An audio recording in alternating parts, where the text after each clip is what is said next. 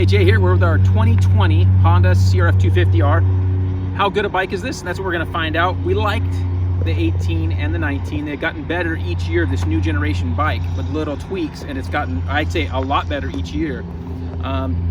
So we're looking forward to trying this thing out. We're going to have a few guys ride it at the track, and we're going to report back. But it's got a few changes for 20, which we'll go over and talk about kind of what we think of this thing and who this bike is good for. So hopefully you enjoy. We'll be reporting back after we get a little more time on this thing at the track and see what we think of it.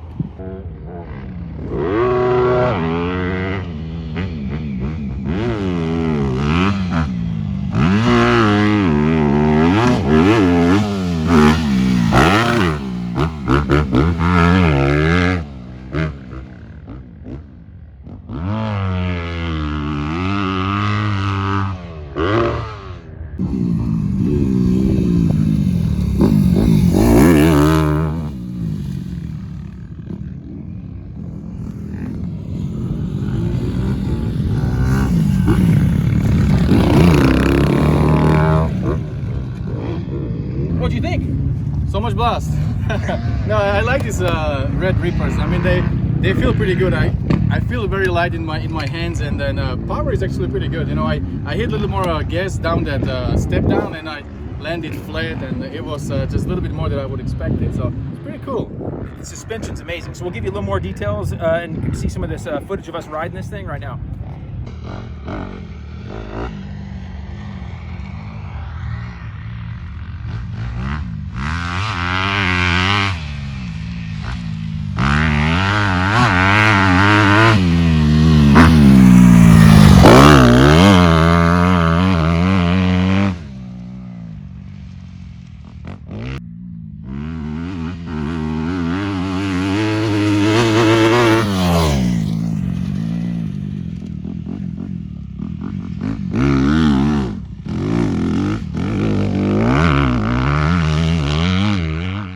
Okay, so we've got quite a bit of time now on this thing. We've got about 4 ride days with 2 or 3 different riders, about 3 riders each time, I would say. So a lot of time on this bike now, and really enjoying it. We upgraded the seat because we don't like the stock seat. But otherwise, it was all stock for our initial riding. Never even adjust clickers on the suspension. Stuff's really good. Really enjoy the suspension. So for 2020. Honda went ahead and did a bunch of the same changes they did to the 450 last year. So they got some of the same updates in the chassis.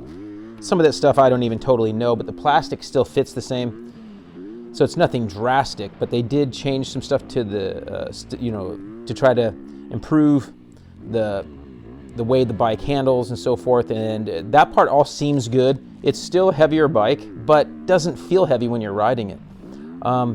They were trying to increase the power, low to mid. That's where this bike was lacking when it came out in 17 and 18. And it had plenty of good, mid to top in power, but they had to improve that bottom. They did that by working on the head, changing the chamber there, and also changing the pipes. The stock pipes don't have the added resonators that they used to have. They also went to again, like we mentioned, the lighter frame, and the swing arm has some optimized characteristics there to help it flex better. They also moved the battery position front and down lower to help change that weight around in the bike itself. Has a new cam profile. The ignition timing's changed. Gear position sensor added to allow dedicated ignition maps for each gear, so they're able to actually help try to change that. The stock air filter is actually increased in size by 10%, but you can still run the old aftermarket filter. They just changed the shape, as you can see. We'll throw a photo of it up here, but they changed the shape of the filter a little bit to help get it more breathing area. This thing wants more air. As with most 250s, it wants air, and when it breathes. They enlarged the left side radiator to help it with cooling. This bike did have some issues with cooling. We've been running a little bit more oil than they recommend as far as the clutch goes. Second gear has a revised higher ratio for improved drive, while second and third gears have a new WPC surface treatment, trying to help durability there. And the clutch capacity is increased by 18%, and the clutch spring has a higher rate. So they're trying to let the clutch be more durable And so far, so good with our riding on the new clutch. Everything seems fine. Where on the 1718, we did have some issues straight away with the clutch. That's one of the reasons we ran more oil. The newly shaped foot pegs are 20% lighter. They're also made to help shed mud. We haven't had any issues there yet. The rear brake pedal is a little shorter, lighter pedal, as well as a new pad material to help with braking. The bike does feel like it has very good brakes, not as good as the KTM, but it feels like it's right at the top of all the Japanese bikes as far as brakes go. And again, the suspension settings have been tweaked for this year. And as far as stock suspension goes, this stuff is just incredible. So that's one area that we really liked on this bike. We were really impressed with the stock suspension.